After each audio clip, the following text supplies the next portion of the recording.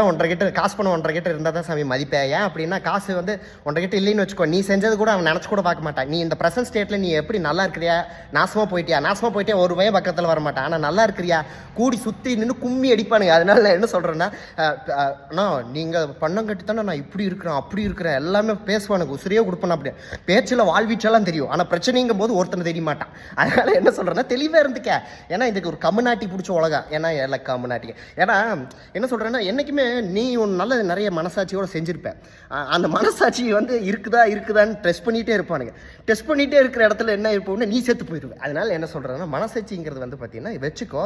பாத்திரம் அறிந்து பிச்சையிடுன்னு சொல்கிறாங்களே, இவனுக்கெல்லாம் சரியாக எழுதியிருக்கிறானுங்களாட்டு இருக்குது எல்லாமே. நாசமாக போனோம். ஏன் அப்படி சொல்கிறேன்னா, நம்ம என்ன சொல்கிறோன்னா, கொஞ்சம் மனசில் ஈரம் இருந்துச்சாட்டிருக்குது, எப்படியா நக்கிய தீர்வேங்கிறானுங்கண்ணா, அந்த ஈரத்தை எப்படியோ தொடச்சிருவேன் அப்படின்னு. இவர் யாருக்குமே வந்து பார்த்தீங்கன்னா ரொம்ப பண்ணுற மாதிரி இருந்தாலுமே என்ன சொல்கிறது, அவன் இதுக்கு உகந்தாளான்னு தயவு செஞ்சு பார்த்துக்க. ஏன்னா நம்ம பார்க்க நம்மளுக்கு தெரியாது. அப்புறம் தொண்டைக்குழி வரைக்கும் இறங்கி கழுத்துக்குள்ளே கீழே போகும்போது தெரியும், நல்லா கொடுத்துருக்காங்க தொண்டைக்குழி வரைக்கும் அப்படின்னு. ஸோ நல்லவனாரு யாருன்னு பார்த்துரு, அவ்வளோதான்.